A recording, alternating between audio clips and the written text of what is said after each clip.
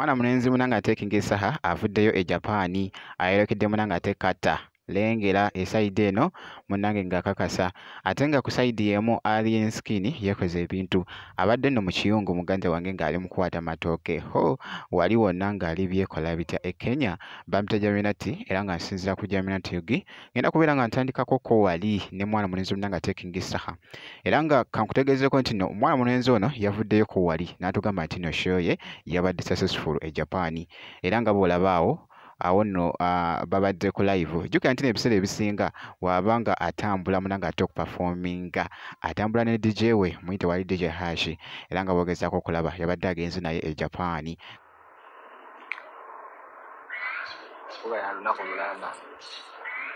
Eyo sawa meka? Eno saa 5:29 kyokka Sefu Kagambo yasize emmotoka. Man out Mpigi. Man out Mpigi. Representing Mpigi to the forest. Man out Mpigi. Yeah man. Sinzidde wano Chiba, Japan. Bagamba zite 5 ekitundu. Zekiro. Wano ziri 11 ez'okumakya.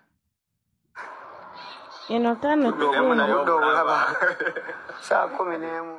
Kakati nno just babadde wali munange ate ku live ku TikTok nga boogerakoko era nga ku sayidi y'emu atukakasiza wali nti nno ali mukolekera munange ate kata era nga boogezaako okulaba nako akatambi.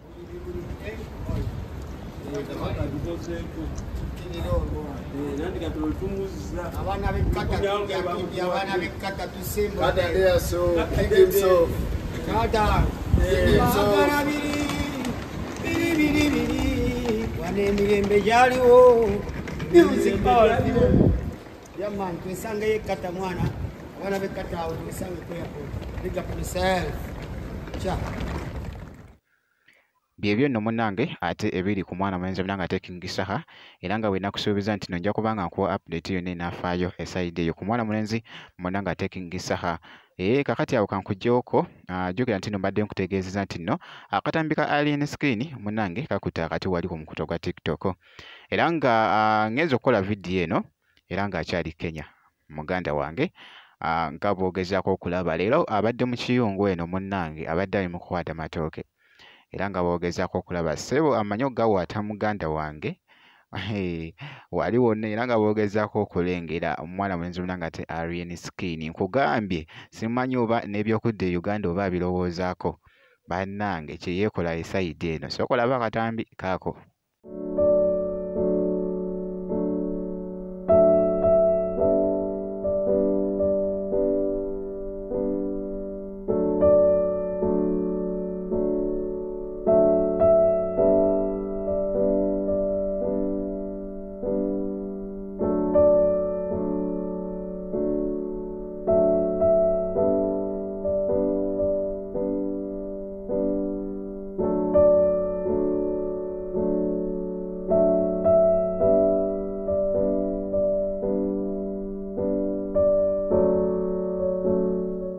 Byebyo nno munnange ate ebiri mu kugenda mu maaso ate ku mwana mulenzi munnange ate Alien Skin nja kuba nga nkuwa update yonna enafaayo kakasa nti no video gimpya like kosa ati ne kusubscribinga kasita obeera nga tonnaba ate wali wonna ngenda kubeera nga nkomawo mu maaso eyo n'ebirala.